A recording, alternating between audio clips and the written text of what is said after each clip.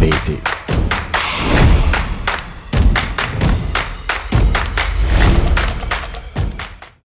Known for his legal acumen and his prowess on our screens and also in courts. Today, on the Ghana We Want Conversations, I'm here with the legal director of the National Democratic Congress. His name is Edudzi Tameklo.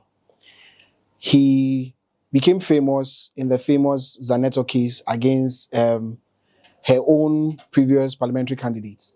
And he won that case flatly. And that's brought him to a higher pedestal in our legal system. Currently, when you go to various courts in the High Court, I think the High Court is more or less like his playground. But today he's here with us in our podcast room and is here to talk about bread and butter issues, the judiciary system, everything you want to know about him. It's time for us to delve in with, should I call you Honorable? Edudzi Tameklo. Edudzi Tameklo. Because you know there was a time when MPP was in power on Radio Good. I think Ejimi Boateng was the one who interviewed the Honorable Dominic something, former education minister. I think he's late. Yes, Professor Dominic. He's the one who recently married. Yes. And Ejimi Boateng didn't add Honorable. He said, "No, call me Honorable. Call me." So I want to be very, very careful to make sure that you are not Honorable yet. Persons who are elected into offices, they are the Honorable. So I prefer my Edudzi. But are we looking forward for you being one day elected? Do we foresee that?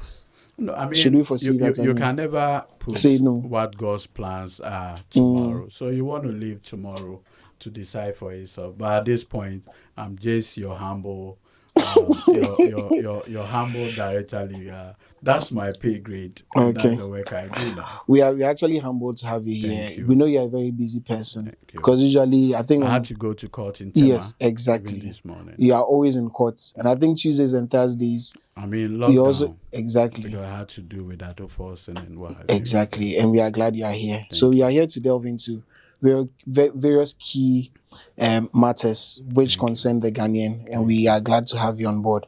So, quick one, not to waste too much of your time. We've seen that as time has gone on for the past 8 years, the current flag bearer of the NPP, leading up to the 2016 elections, was doing a lot of comparisons when you look at prices, inflation, and all that. But all of a sudden, he's saying we shouldn't look at that, and he's running away from the economic lectures he used to give, and all of a sudden he's saying we should talk about the internet stuff, digitization. So we should talk about Ghana card, even comparing it to infrastructure and all that. We know sometimes you even go on set and you give him a lot of trouble.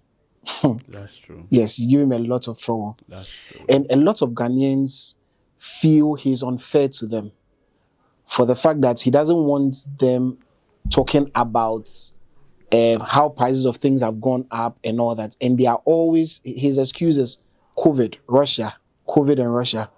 From your point of view, why do you think the man, you know who I'm talking about, has been running away from that and all of a sudden is asking for a debate from His Excellency John Mahama? I think, like we popularly say, nothing convicts a man faster than his own words. In the specific case of the person under reference, it is obvious that he does not come to the table with credibility. He's not a man of credit. He's not a man you can trust. A man you can trust is a man who will stand by his words. When a person sets a general principle, you expect the person to abide by that principle. So when, for instance, a man says, when in doubt, they observe the exchange rates, then at all material time, it becomes a general principle of application. So that at any material time, when you are in doubt, what you do is to observe the exchange rate. And so you have a situation where a man looks at his fellow man and says, you are incompetent. And he provides a benchmark that you are incompetent because you are dealing with petrol that is selling at 16 Ghana cedis for the entire gallon. So you are incompetent. He says you are incompetent because a dollar is trading for 3.8 Ghana cedis or even 4 Ghana cedis. So he says that is a mark of incompetence. Okay. So now, like we economists will say, my first training is in economics. Like we always, yes, at the University of Ghana, like we always say, assuming all things being equal, what standard did you set? If 4 cedis to a dollar is a mark of incompetence, then 16 cedis to a dollar will be what? Logic. Now, when you apply his logic to him, he said, no, it's a warp logic.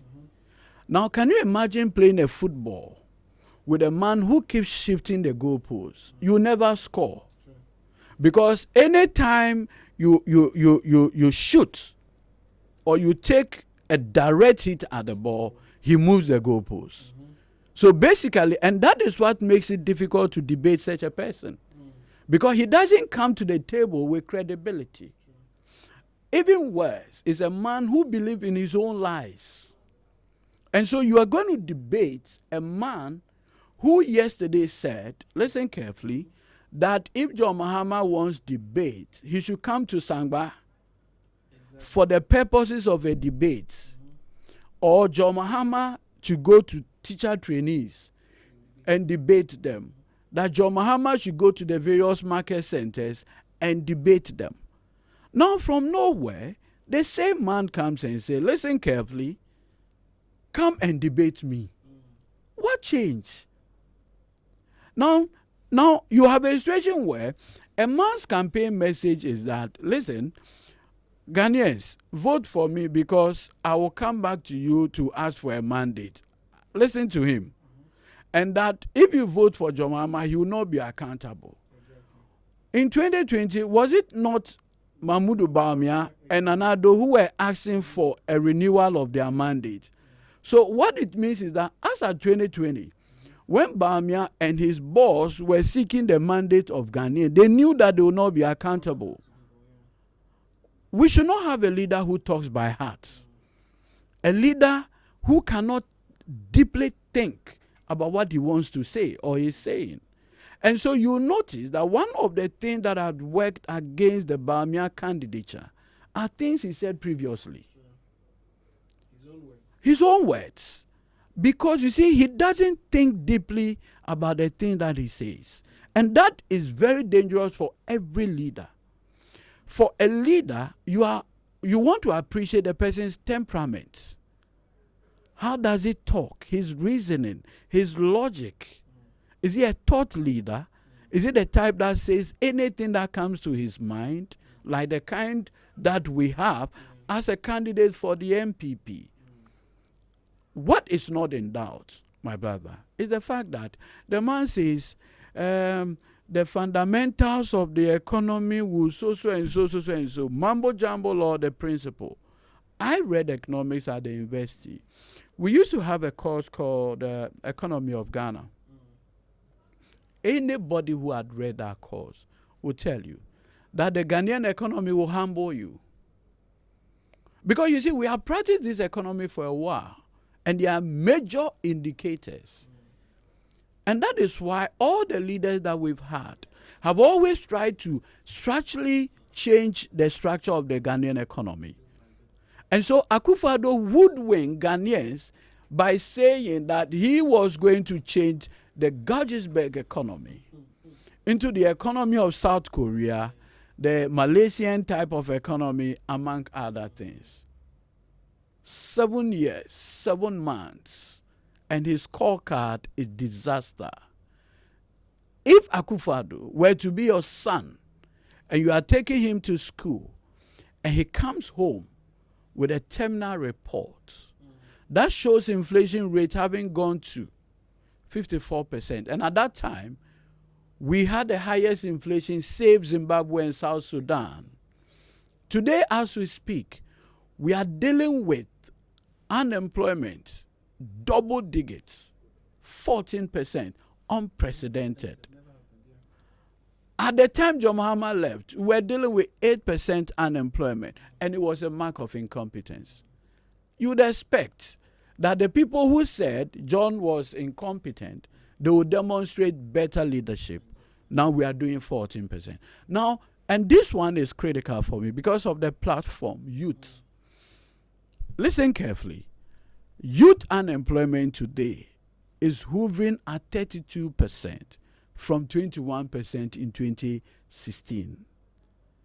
Now, curiously, the region with the highest unemployment is Northeast, where Dr. Mahmoud Bawumia comes from. The accounts will say, Kwatekwa, Sobe Mountuma. You look at his name. This is a man who promised as early as 2019 that he was going to build a watermelon factory for his own kinsmen. It's been close to 4 years. No watermelon factory. And so, ask him, what have you done, even for your own kinsmen, before promising others what you can do? Bawumia Akufo-Addo told us, right, that he was bringing him because of his economic acumen and prowess. Ghanaians bought into that deception. I've always maintained, proud to 2016, proud to 2008, proud to 2012, what has been the demonstrable track record of Dr. Mahmoud Bawumia? We woke up one morning and government says, we are knocking up zeros from your city. And from that time, 1 cedi is equal to $1. Artificial. Because it's 1:1. One, I mean, no, but even that one, what it means is that you chose one day. It's like me when I wake up and I say, a man is a woman. Whether you disagree or not, it is what it is. So that was his record. And we bought into his parroting lyrics without substance. We gave him the benefit of mandates. You are the chair of the economic management team. What is this record? Painful haircuts. Very painful haircuts. Today, the man has run away from the economy and now dealing with digitalization. What he doesn't even understand. What is not also in doubt is that Bawumia is using the so-called digitalization policy as a platform to raise funds for his campaign. Nothing more, nothing else. And that, for me, is where we should begin to look at. That is why H.E. John Dramani Mahama has made the point that, for instance, importers, what we are experiencing in this country is what you call imported inflation. And so today, if you go to every grocery shop, the price of food items, the price of basic household items, oil, whatever, soap, all those things have gone up because it's imported inflation. How does it translate? You go and buy items from abroad to bring to this country. Because structurally, the Akufo-Addo Bawumia administration in 7 years have not transformed the economy. The structure of the economy is the same. Nothing. So what happens? You go, you buy the items you bring. Because you do not buy in cedis, you buy in what? Dollars. Now, when you also come, you have to pay duties. The duties are in dollars. So you have to now go and look for Ghana cedis, turn it into dollars to go and pay for your duty. Now, once you are done, the duty payable on those imported items, you have to what? Pass it on to the consumer. That is what we are seeing in the various households.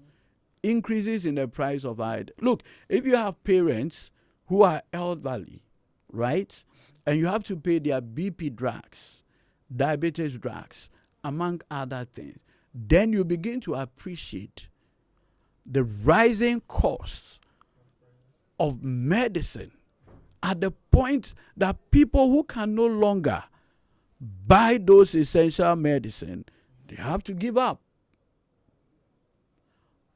I mean, what wrong did we do, right, to suffer this leadership that Akufo-Addo and his protege, Dr. Bawumia, had given to the people of this country? It's a very painful situation. And I have always maintained that the only way out is that December 7th, Saturday, Ghanaians should overwhelmingly say no. Enough is enough.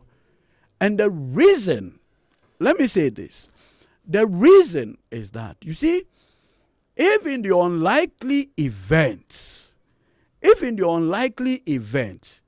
you give Dr. Mahmoud Bawumia the benefit of power, the MPP will feel that they are entitled to misgovern. They will have that feeling, that entitlement, that as for us, it is our birthright to misgovern the country. After all, Ghanaians will still reward us with power. And that is why the December 7th, 2024 election, I have always said, is Ghana's second independence. It is Ghana's second independence. I think His Excellency John Mahama. Agreed. We must all mobilize our people to tell Akufo-Addo and Dr. Mahmoud Bawumia that enough is enough. And you see, I say this, if you give a president, and I want anybody to debate me from the MPP, by the time John Mahama left office, the Mills Mahama Emisatha administration collectively had the benefit of 248 billion Ghana cedis. That's the envelope of financial resources available to them in 8 years. My brother, in the space of 7 years, 7 months, the Akufo-Addo Bawumia administration have received in total 912 billion Ghana cedis, $132 billion, $13 billion in Eurobond alone. In 8 years, John Mahama, Emisatha, Mills went for only $3.5 billion of Eurobond. In 7 years, 7 months, these guys have done Eurobond alone $13 billion. 10 billion more. 10 billion more. In fact, curiously, in 2012, February, they wanted to go for additional Eurobond. The only thing that stopped them was that the rating agencies had downgraded us. And immediately the downgrade happened. Guess what happened? The Bank of Ghana kicked in and started printing money for them. And that's what caused the hyperinflation. Because you see, anybody that has done monetary economics will tell you there's something we call the marginal propensity to save and the marginal propensity to consume. Ghanaians tend to have a higher marginal propensity to consume than to save. So immediately you print more money into the system, they won't save, they will spend. And when they spend, right, what usually happens is that more money will now be chasing what? Fewer goods. And that is why at the point the inflation rose as high as 54%. It was because the Bank of Ghana had intervened by printing more money into the system. On that note, His Excellency John Mahama has brought up the 24-hour economy policy, which the TUC General Secretary has said is the game changer. You realize our opponents, on the other hand, are saying is a policy they don't understand. And funny enough, those in the media who are on their side are finding a way to hoodwink a lot of Ghanaians to say, oh, even the NDC does not understand. I'll tell you something. You see, the MPP actually got a consultant. And the consultant informed them that the 24-hour economy policy program is like fire in a forest. raging. And so they must tactically undermine the policy. So it is actually is a response to the general acceptability of the 24-hour economy policy. I mean, when we're growing as kids, we will never throw stones at unripe mango. It's of no use to us. Anytime you saw us throw stones, it was because we had spotted a ripe mango. That's exactly what the MPP policy on this matter is. The thinking is, because the 24-hour policy program had been generally accepted, how do we undermine it? So you notice that they'll go and pick maybe somebody who possibly didn't explain things well, and then they'll share it in all viral. The whole because you see, I have always said the best explanation for 24-hour economy policy was given by Dr. Mahama in his own biography. The man said, once you are schooling abroad, you are doing, today you go and do mason work, tomorrow you do, so you do 6 hours cleaning, another 6 hours something. So by by close of day, you would have worked 18 or 24 hours. So the best explanation was provided by Bamia's own life. They know that is a laughable project or policy. It's very true. The very day Mahama mentioned, the TUC boss mentioned it, I think Bawumia was going around. No, he was then in Northeast campaigning. Then he said, and like I always say, he said, look, Mahama is all over the place saying 24-hour economy. He doesn't understand. And he even goes ahead to say it's a bad policy. Then within 30 seconds, he said, no. It is a good thing, except that the person who is saying it. Look, if you travel outside, your relations, sometimes a whole week you don't have the benefit of seeing them. You know why? They're always working. They are always working. The person will go and do 6 hours cleaning. When he's done, you go and do another 6 hours cleaning somewhere. Then move and do 6 hours, maybe like in a drinking spot or a pub or a restaurant, before you get a train to another place. That's what they do. Yes. So our friends in the MPP appreciate. Look, research shows that by the time a man gets to a certain age, a quarter of his life is spent sleeping. We say we don't want to sleep, we want to work. Look at the situation where you are done with your university education, you won't work, or you are even in school. You have the benefit of working while schooling. You go your lectures, you finish at 5, you sleep a little bit. By 7, you are up, you are working in a pub, you are working somewhere, you are making money for yourself. That is how the 24-hour economy policy program is supposed to translate. It's supposed to serve as a catalyst, a stimulus of the general economy. As we speak, look, nobody respect the current managers of the economy.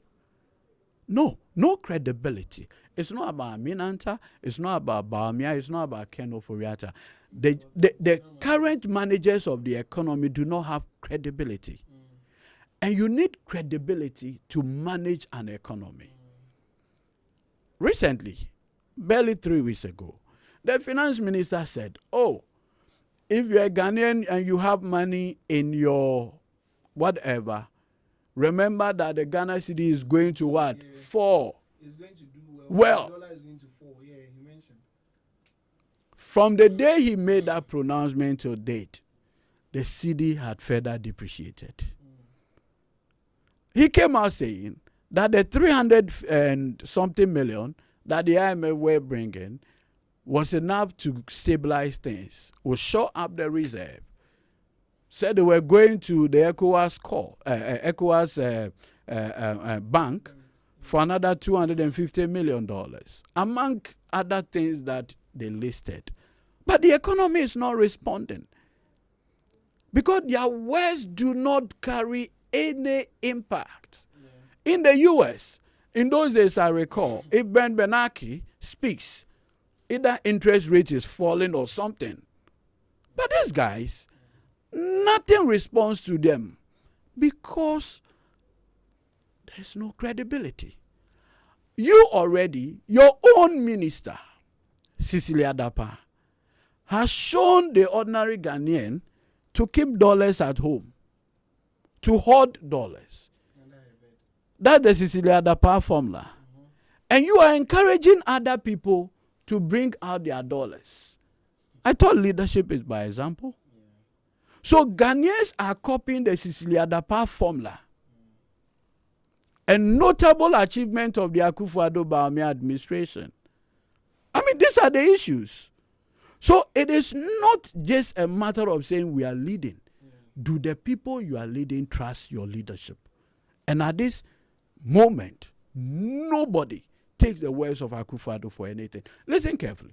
This is a man, respectfully, who addressed the nation and said, there shall be no haircut.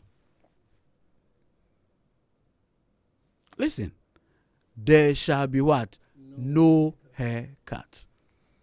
Less than 2 months after this proclamation, do you know how much Ghanaians lost in the domestic debt exchange program? Do you know? 61 billion Ghana cedis. In terms of interest and principal payments, 61 billion Ghana cedis. There shall be no. This is like government taking your money, and you know the painful part. When this administration, incompetent, dishonest, scamming administration, went to the Eurobond market, you know what they told the Eurobond investors? That Ghana will be producing 500,000 barrels of crude, and that with that they have the capacity to repay. Those investors, believing those sweet words, went for the Eurobonds. Today, as we speak, this government is another NAM1. This government. That's the NAM1 model, right? True. So how different is this government from NAM1? Sometimes I wonder what moral authority they have to be prosecuting NAM1. Have you not defaulted on your Eurobonds? Yeah. Are you not asking Eurobond holders to forgive you, to extend the tenor within which, if you give NAM1 the opportunity that he should pay you off in the next 5 years, 10 years, you would have paid. You wouldn't have had problem. So this Akufo-Addo Bawumia administration, they are not different from the NAM1 model. On the note of NAM1, we see that a lot of people are worried about corruption here and there. Even recently, John Mahama, in his media encounter, was asked by a journalist if he's still going to do Father for All, because a lot of people are actually asking for accountability. What's the assurance? There are 1.9 million youth who are actually idle because there are no jobs. Per the Ghana Statistical Service recently, we see the $200 million PDS scandal and all that. That amount of money could have used to create jobs for these 1.9 million people. What's the assurance that the NDC is going to hold people accountable and make sure we retrieve these monies and do the needful for the youth of Ghana? Our failure, and let me repeat, our failure to hold people accountable will be the biggest existential threats to the NDC. Our failure to hold people accountable will be the biggest existential threats against the NDC. And so, we are under a responsibility to hold people accountable. Failure which, I see disaster. I see what? Disaster. And thankfully, H. John Dramani Mahama, and I've also listened to Professor Jenana Pokwajiman. I've listened to our national chairman, John Mosquito, the General Secretary, Fifi Kwete, and the response is a resounding, we will ensure people are accountable for their stewardship. Akufo-Addo, his appointees are going to account for every one Ghana cedi received. And I say this, say, Dr. Bawumia's brother, that he is one mother, one father with, through sole source contracts, had gotten over 200 million Ghana cedis.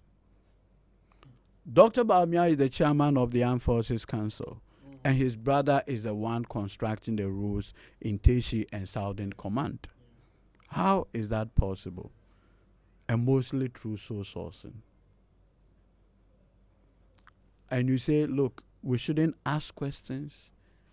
The Constitution itself establishes probity, accountability.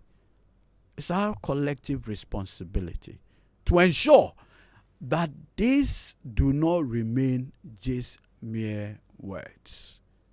I have no doubt in my mind that John Dramani Mahama, that I know, would ensure that every Ghana cedi of taxpayers' money will be properly accounted for. And he makes the point that my accountability is not going to be limited to my opponent, but even within.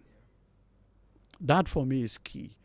Akufo-Addo's idea of fighting corruption has always been to put his political opponent before the courts.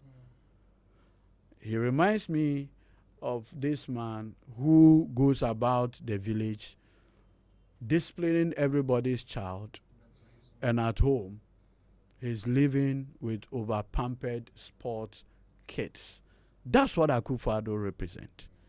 And that is why it has become extremely difficult to entrust the destiny of this beautiful country into the hands of Dr. Mahmoud Bawumia. The choice in 2024 is a straight one: good, evil. And we have a responsibility to choose good. You can't side with evil, because that portends danger for the Ghanaian. Yeah.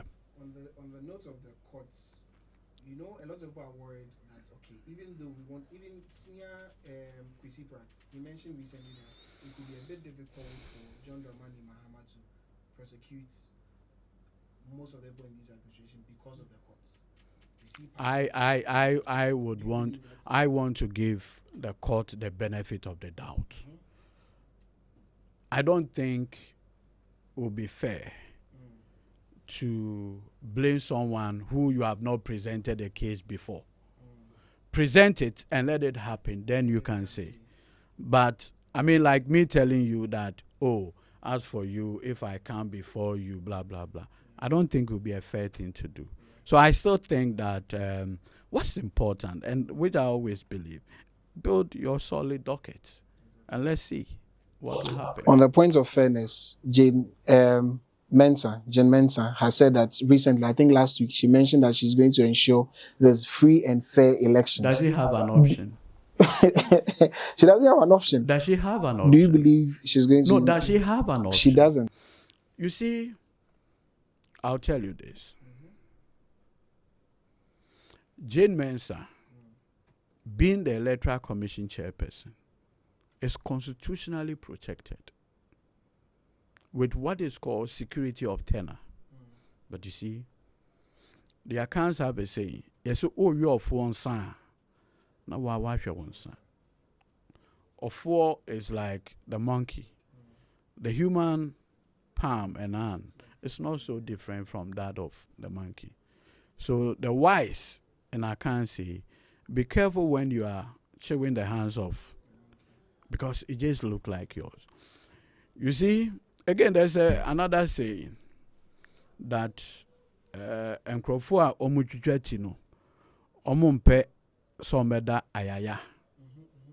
Do you understand? Yeah. Okay. Executioners don't lie supinely. Yeah. The fear is what he does to others will be done to him. But the executioner, they are always cutting your head when you lie supinely. So because of that, they also don't want to lie so, for fear that you do to them what they do to others. That brings into the conversation Jane Mensah. How did she come into the office? How did she come? She came into this office because her predecessor was removed. It was unthinkable, unheard of, that an electoral commission chairperson will be removed, until Akufo-Addo did the unthinkable. And so at this rate, Jane Mensah doesn't see her security of tenure in the constitution, but how long MPP stays in power. And so she considers her being in power coterminous with that of the MPP. I do not trust her. She had not done anything worthy of being trusted. And I will always urge the NDC to be careful of Jane Mensah. I'll tell you this. In 2020, she brought to Parliament CI 127. The CI 127 has in it what is called a schedule. The schedule had, among other things, the presidential declaration form. At the bottom is what they call the ballot accounting. That's the column. She deliberately, in the schedule, you have a column for number of persons verified. What she got the printing press to print for the election itself had no column for number of persons verified. So effectively, the election became manual verification. And when it is manual verification, there's high incidence of ballot stuffing. Anytime you see Jane Mensah doing anything, it's to favor the MPP. At this rate, she won't do anything that favors the NDC whatsoever. No. So you notice that she just, for no reason, came out and said, oh, there's going to be a mop-up exercise.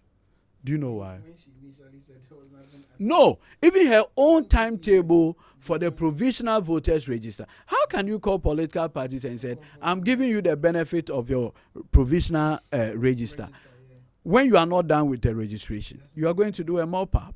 So when you do the mop-up and more names come, that will also become provisional of the provisional. Provisional squared. It doesn't make sense. And you know why? You see, as of September 2023, when the first limited registration exercise happened, the MPP didn't have their parliamentary candidates. Remember that they were still doing the presidential primary for November. So they didn't, and they were yet to even do their parliamentary primary. So they didn't have. But we had done ours in May. So we had the benefit of our candidate. So they took the exercise seriously. They were still, maybe that kind of thing. So you notice that this limited registration, by which time they now have their candidates, you see. So everything that Jane Mensah is doing, don't think she's mad.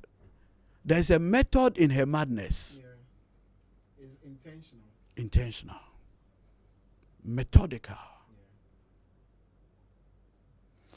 Is it not curious that the time she gave for the last limited registration compared to the time given for the transfer of vote had more days than the actual registration? Everything that she's doing, I have no doubt that she takes advice from the likes of Peter McMahon, Lord Come, Abronye, Evans Numako, my brother, and all those people. They are the ones telling her what she should do. She doesn't have any competence when it comes to election management. She was with a think tank, economic think tank. That was what she was doing after law school. On that note of elections, I want you to say something to the youth who are looking forward to these elections, who have actually lost hope. They feel, see, it is what it is. I'm done with Ghana. Give them a message of hope as we end today's podcast, please. I want to look at the over 2 point something million first time voters, that this election is about your future. It is not an experiment. What we need is a man with remarkable experience to take over the administration of this beautiful country. I want to make this point once again. This country is at a crossroad, and it requires a leader who thinks deeply about tomorrow, about the welfare. We do not want a leader who will be cutting trees instead of planting them. We do not want a leader who will spend taxpayers' money for luxurious private jets. We are looking at a leader who is promising to create more jobs, and to better your welfare. The 2024 election is a choice between extremely experienced driver and a self-confessed, reckless, incompetent, inexperienced driver's mate. I want to urge all of you, let us together rally behind H.E. John Dramani Mahama for a resounding one-touch victory on the 7th day of December 2024. I have no doubt, like we say, no retreat, no surrender, no curve, no bend, straight to victory. Join John Mahama for victory 2024. Thank you. Thank you so much. Thank you. You should actually call you Honorable. Honorable Edudzi Tameklo. Edudzi Tameklo. Thank you. We are grateful to have you. Thank you. I appreciate it. We are so humbled.